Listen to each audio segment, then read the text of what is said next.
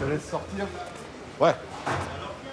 Pour les hommes de la police judiciaire de Montpellier, c'est l'aboutissement de plusieurs semaines d'enquête. L'interpellation des principaux chefs d'un réseau de trafiquants de drogue qui alimente une cité. La première phase d'une opération place nette.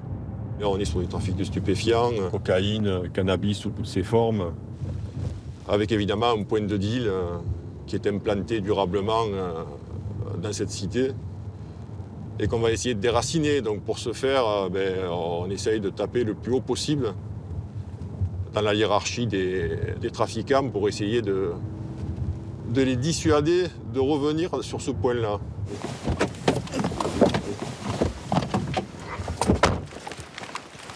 Pour échapper aux descentes de police dans la cité, les suspects auraient loué, ici, dans ce quartier plus résidentiel, un appartement pour y stocker leurs produits. Il est 6 heures du matin.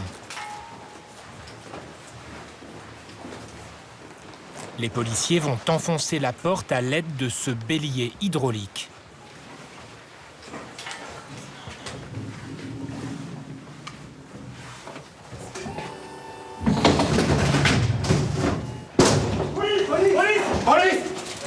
Afin de ne pas risquer l'annulation de la procédure, la justice a interdit à notre caméra de filmer la perquisition. Mais l'opération est une réussite. On met devant par terre. 7 trafiquants placés en garde à vue et des saisies importantes. 17 kilos de résine de cannabis, 12 d'herbe, 500 grammes de cocaïne, des extasies, 20 000 € en espèces et 3 armes, dont 2 fusils mitrailleurs placés sous scellé. Les quantités que l'on trouve ici, qui auraient été exceptionnelles il y a 20 ou 30 ans, sont maintenant quasi habituelles.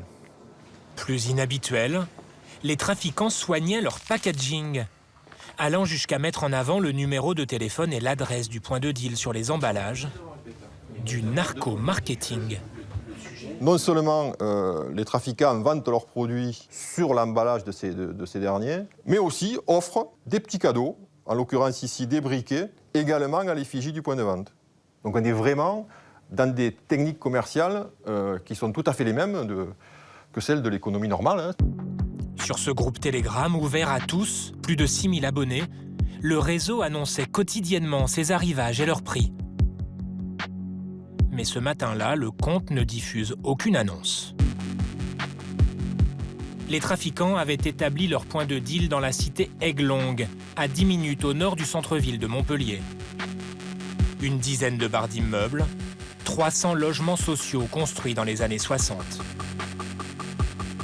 Quelques heures après l'opération judiciaire, deuxième phase de place nette. Une centaine de policiers investissent le quartier. Arrête de bouger. Monsieur, vous êtes en capacité de donner la justification de cet argent? Je travaille, monsieur. J'ai des revenus tous les mois. Je travaille, monsieur. Oh, avec l'OPJ. Les forces de l'ordre saturent le terrain pour éviter que le trafic ne reprenne malgré tout. Oh. Ouais. Restez là, s'il vous plaît. Il m'a demandé un truc. Oui, mais vous restez là. Il vous entend, là. 72 personnes contrôlées, seulement 2 guetteurs arrêtés et 2 clients mis à l'amende, 200 € pour possession de drogue. Les petites mains du trafic semblent avoir déserté le quartier. Bonjour. Ah, c'est bien ça. Bon, mieux. Tous les jours, il fallait venir. Les policiers ne sont pas les seuls à avoir été mobilisés. En amont de l'opération, le bailleur social leur a désigné un appartement autrefois inoccupé, dont les dealers ont pris possession depuis plusieurs semaines. Ok, on rentre, les gars. Ils le squattaient pour préparer leur commande. Rentrez doucement. Doucement. Ce responsable de l'office HLM peut enfin récupérer son logement. Dans un sale état et avec quelques souvenirs du trafic, comme ces emballages imitant des goûters pour enfants. On pourrait croire qu'en fait c'est des gâteaux ou des bonbons, mais en fait c'est des produits stupéfiants qui y a à l'intérieur. Enfin, je me dis qu'un enfant il peut tomber dessus. Vous pouviez pas la récupérer vous-même? Non, très compliqué. Vous avez vu hein, l'état de cet appartement et puis avec des grosses problématiques de pouvoir venir à l'intérieur des résidences. Donc on ne peut pas mettre en danger nos équipes. Donc voilà. La remise en état de l'appartement coûtera environ 15 000 €.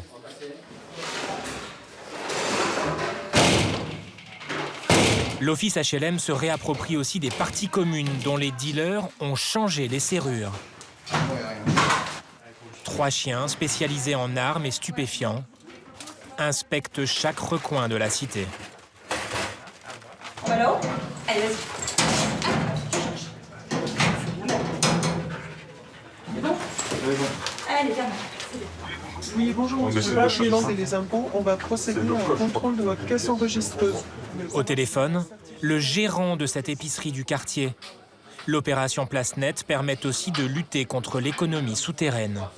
Et depuis quand alors vous avez fonctionné sans la caisse? Je viens pas de... Là, ça fait peut-être 2 ans. Ah oui, quand même. Les services des impôts saisissent l'argent de la caisse pour récupérer une créance de 1 500 € de TVA impayée. Place Nette est prévue pour durer 2 semaines.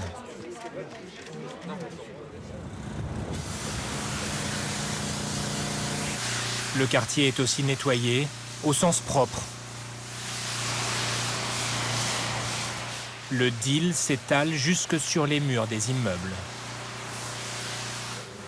À Aiglong, environ 1 millier d'habitants, le trafic s'était enquisté partout, jusqu'aux abords de l'école, située en plein cœur de la cité. À l'heure de la sortie des classes, la police se montre pour tenter de rétablir le sentiment de sécurité. Les guetteurs qui s'étaient rapprochés de l'école. Donc c'était très impressionnant pour les parents, pour le personnel de l'école. À plusieurs reprises, devant les enfants, des guetteurs ont fait irruption dans la cour de récréation ou sur le terrain de sport pour fuir la police. Bonjour. Avec plaisir. Tout va bien? Sabine est la référente scolaire du secteur. Elles sont là, les menottes. Tous les grands méchants. À 150 mètres de l'école, la crèche. Des guetteurs y avaient installé des canapés juste devant la porte d'entrée. On est parents, on vient amener son bébé dans la crèche, on voit des jeunes installés comme ça en train d'attendre. D'attendre et puis on entend, les enfants sont en train de faire la sieste, on entend des cris. Cet été, ils m'ont dit que c'était infernal. Infernal, ils entendaient des cris, ils entendaient des coups de pétard. Bon, je pense que ce sont des tirs de mortier. Non, c'est pas possible, c'est invivable pour des enfants. Et les parents ont peur de venir. Donc, bon, il faut que ça s'arrête. Des familles obligées de vivre quotidiennement au contact des dealers. Une angoisse pour cette mère de famille de retour de l'école. On se dit, ben mince, j'ai moi-même des enfants et j'en ai un qui a une partie de ses copains qui malheureusement sont tombés dedans et j'ai peur que lui aussi tombe dedans, donc je suis tout le temps derrière. Ça me fait peur, oui, je me bats pour ça. Pour autant, la mère de famille semble s'être résignée à la cohabitation avec les trafiquants. Moi personnellement, ils ne gênent pas. Enfin, du bruit, il y en a tous les jours dans les quartiers. Des bagarres, il y en a tous les jours. Après, des bagarres avec eux, il n'y en a pas spécialement. De l'insécurité, des vols. Ça m'est arrivé de laisser ma voiture, la vitre ouverte avec les clés sur le contact. Le lendemain, je l'ai retrouvée. Elle était encore là, la voiture. Elle n'a pas été volée. Et ils sont là quand j'ai des courses. Tu veux que je t'aide à porter? Des fois, c'est oui, des fois, c'est non. Je peux porter moi-même.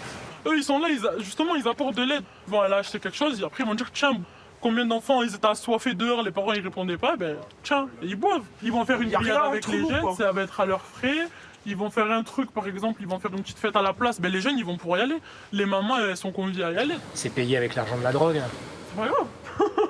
Comment vous voulez qu'on réussisse nous avec nos petits salaires qu'on a, les mamans qui galèrent à la fin du mois, ce genre de choses? C'est de l'argent sale, certes, mais quand t'as pas d'argent propre derrière, t'as pas le choix, Le chiffre d'affaires du réseau d'Aiglong était estimé à près de 200 000 € par mois. Une cinquantaine de policiers mobilisés chaque jour pendant 2 semaines. Près d'1 millier de personnes contrôlées. Une vingtaine de gardes à vue, dont une dizaine d'incarcérations. Près de 50 kilos de drogue saisie. Place nette a-t-elle permis de démanteler définitivement le trafic? Pas vraiment. Dès le lendemain de l'opération, voici ce qui est publié sur la chaîne Telegram du Point de Deal. Nous avons été victimes de place nette. Ne vous inquiétez pas, vous pouvez passer dans la journée. Le terrain est bien ouvert. Quand les képis sont là, nous fermons ou nous trouvons une alternative pour vous servir. Malgré les interpellations au premier jour de l'opération, le réseau continuerait de fonctionner. Nous prenons contact avec les trafiquants qui acceptent de nous rencontrer au cœur du quartier, alors que Place Nette est toujours en cours.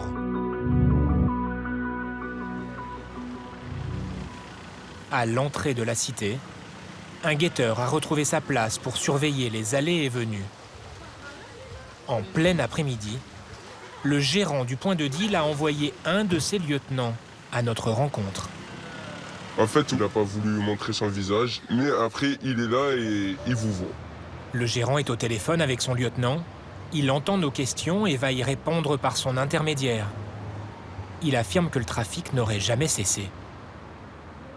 Quand ils font une place nette ici, nous, en fait, on va le décaler, le vendeur, c'est-à-dire qu'il va les vendre juste à côté. Et en fait, ce qu'ils sont en train de faire, ça ne sert strictement à rien. Ce qu'ils ne comprennent pas aussi, la police, c'est qu'en fait, on n'a pas que le terrain. En fait, ils ne savent pas qu'à côté, on a des livraisons, on a des envois postaux, plein de trucs. Et ils pensent qu'ils nous font mal, mais pas du tout. Le gérant va jusqu'à contester les nuisances du trafic sur la vie des habitants. Il y aura toujours des gens qui voudront se plaindre, c'est toujours minime. Pour vous, c'est minime, ceux qui se plaignent? Les nuisances? Oui, trop minime. Juste regarder dans ce quartier exactement, s'il y a eu un seul braquage dans ce quartier ou s'il y a eu une violence sur un habitant, c'est impossible. C'est impossible parce qu'on a toujours été bon avec les personnes, toujours braves. Il n'y a eu jamais de problème. Les policiers, la semaine dernière, dans leurs opérations judiciaires, ils ont retrouvé une kalachnikov, un sten et une arme de poing. Ouais, mais après, quand la France, ils ont la bombe atomique, mais c'est pas pour autant qu'ils s'en servent. C'est de la diffusion. Après, dans ce quartier-là, vous ne verrez pas une personne qui se balade normal avec une kalachnikov ou avec un... C'est impossible. Après, oui, on a des services de sécu, mais vous ne les voyez pas. Le gérant demande à son lieutenant de nous montrer que l'activité a bien repris. Le Point de Deal compterait une dizaine de guetteurs. Là, vous avez un guetteur. Ouais, il n'aime pas trop parler, ce guetteur. Il surveille ce côté-là, c'est-à-dire tout ce qu'il a en visu devant lui. Là, tu as 2 routes ici. Après, il y a plein d'autres postes, je vais vous montrer les autres postes de guetteurs. Et là, vous arrivez un peu sur l'extérieur du quartier. Le guetteur, voilà, il est posé là, très bas. Le guetteur ne semble pas impressionné par l'opération Place Nette. Ils sont là-bas. Ils sont à l'écart et du coup, bah ouais. Mais franchement, ça va. En fait, ils sont plus vers là-bas pour sécuriser l'école.